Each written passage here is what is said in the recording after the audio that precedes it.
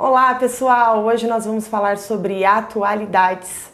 Antes disso, vou me apresentar. Eu sou a professora Carla, professora de atualidades do curso Focus. Minha formação é de História e Geografia. E quando nós tratamos sobre atualidades, essa formação composta é essencial para entender os problemas de geopolítica, os problemas históricos.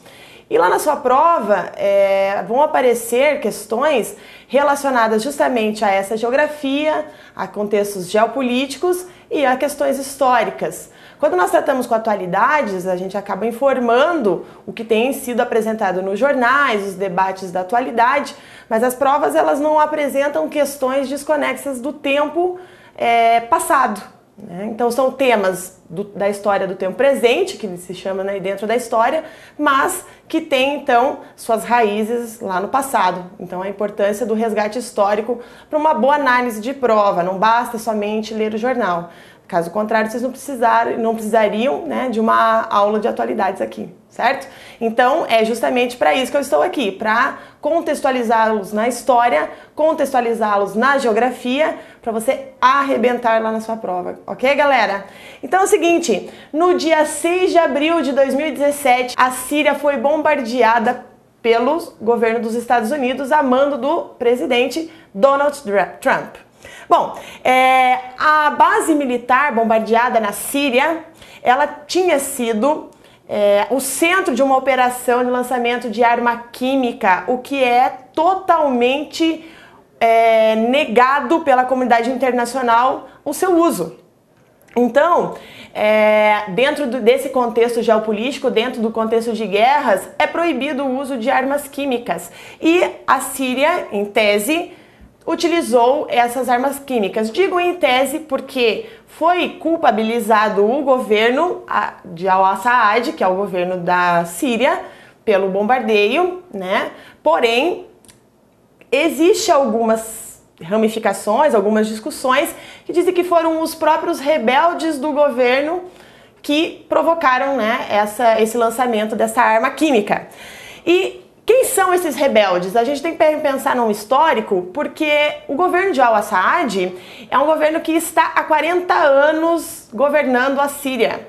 Então, o contexto de democracia, a compreensão de democracia é algo que não existe na Síria, diante dessa situação.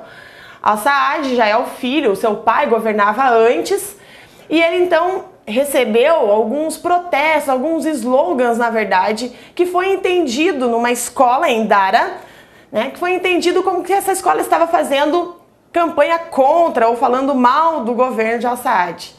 E isso acabou então gerando um confronto interno, uma guerra civil entre o governo Al-Assad e esses rebeldes. A questão é que esses rebeldes eles se associaram a um grupo também chamado de terrorista, o Fatah, que está associado a um braço da Al-Qaeda. E essa é uma das grandes problemáticas da Síria, porque a confusão lá é tão grande que é difícil de resolver em função de todo mundo briga com todo mundo. Se você tem dois grupos brigando, você poder fazer a resolução disso aí é mais fácil do que quando um briga com o outro. Então fazer as negociações entre esses grupos fica muito difícil, ainda mais quando se trata de grupos terroristas, porque os estados eles se negam a fazer negociações com grupos terroristas. É até engraçado porque o Estado Islâmico colocou o nome do grupo como Estado Islâmico, dando talvez uma percepção de que ele seria um Estado. Mas estados como Estados Unidos, como a França, como a Inglaterra, como o próprio Brasil, não negociam com terroristas. Tá? Essa é a regra dentro da geopolítica internacional.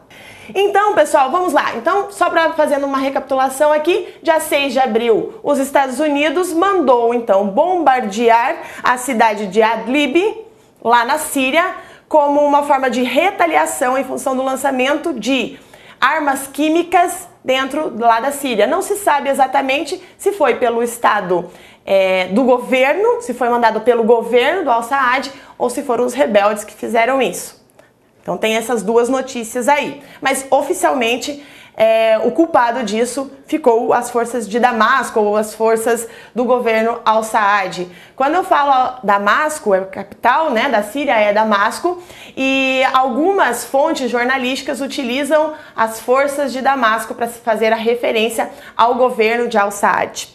E essa história, ela começou, pessoal, então em 2011, em fevereiro de 2011, numa escola em Dara. Então foi lá em Dara que apareceram aqueles slogans contra o al-Assad, né? O Bashar al-Assad.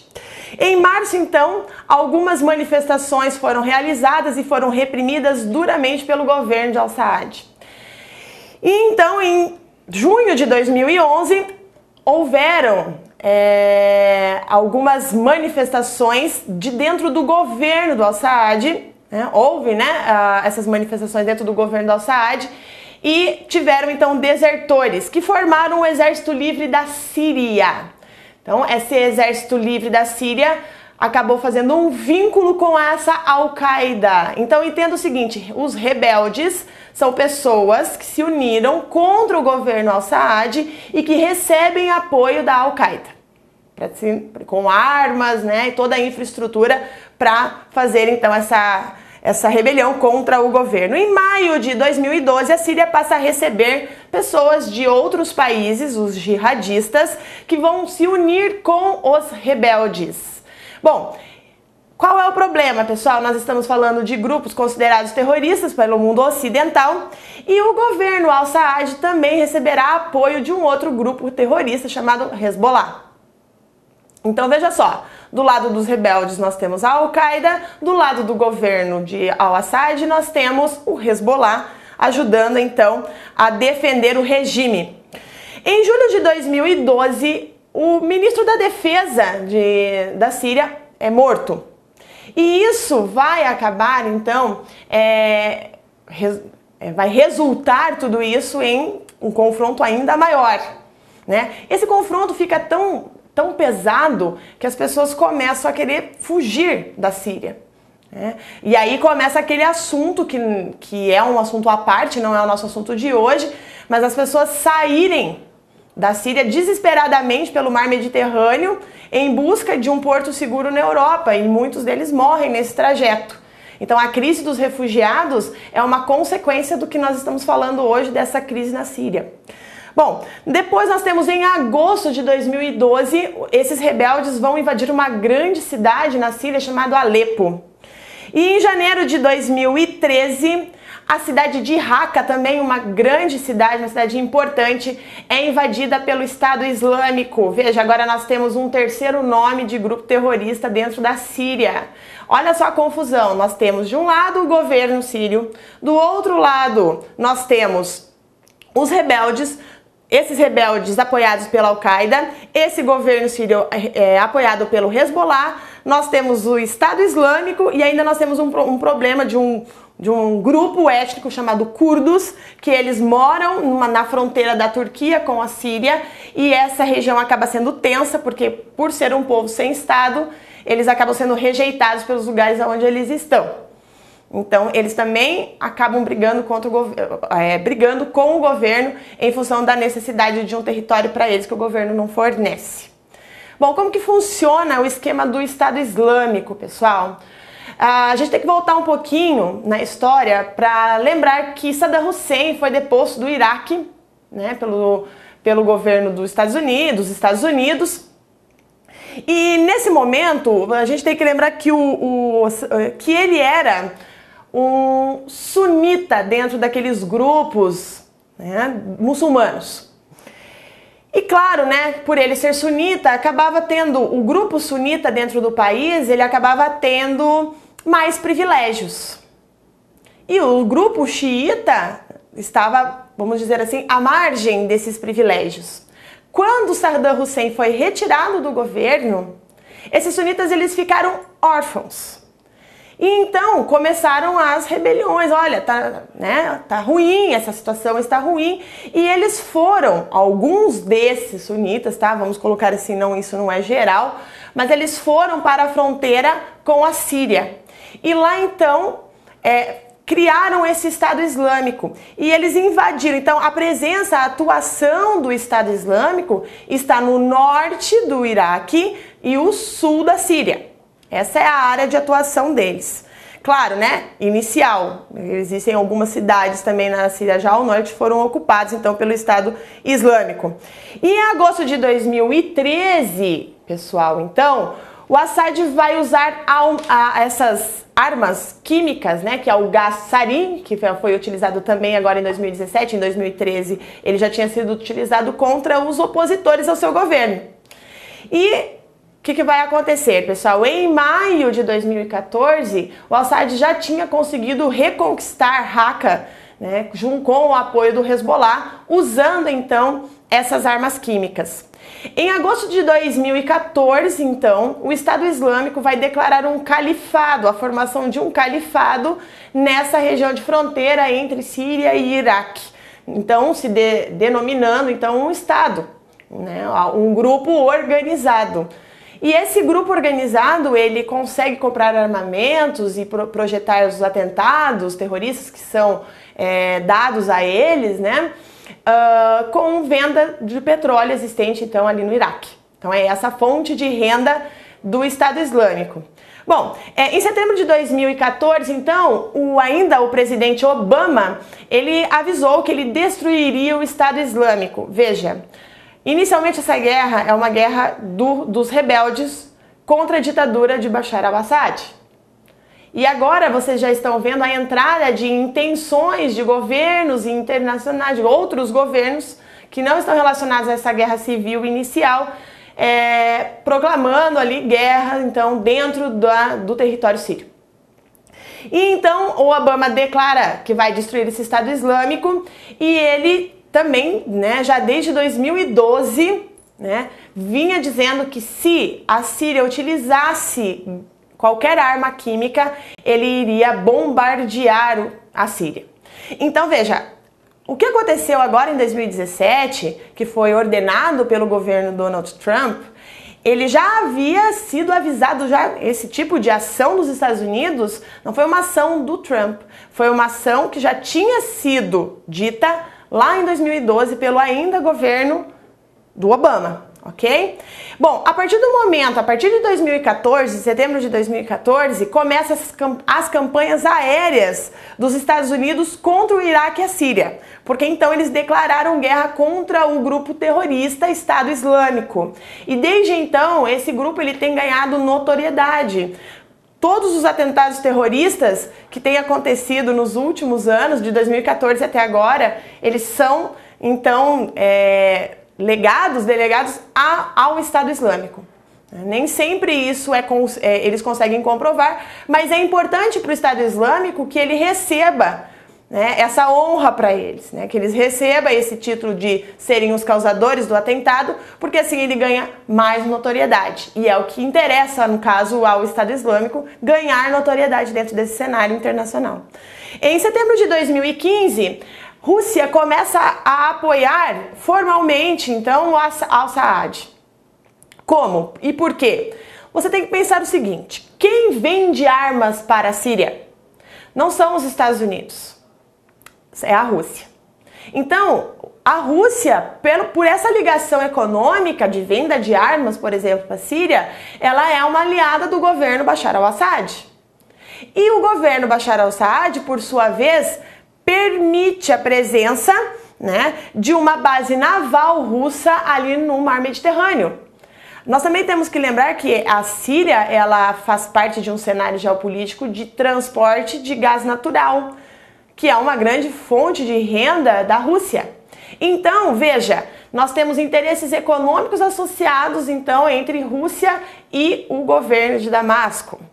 Bom, em outubro de 2015, os russos vão provocar um grande bombardeio na Síria e vão, né, declarar que esses bombardeios são contra o Estado Islâmico, o mesmo inimigo dos Estados Unidos.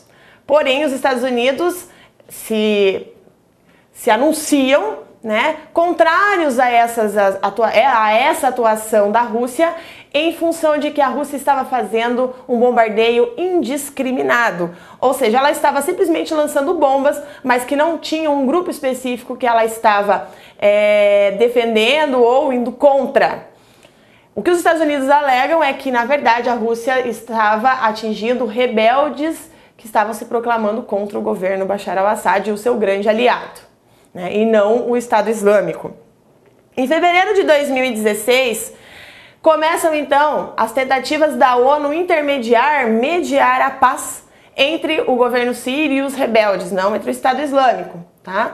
Inicialmente aqui eles tentam fazer essa negociação, porém sem sucesso. E em dezembro de 2016, Alepo aparece nos jornais, nos canais de televisão, como uma situação dramática humanitária.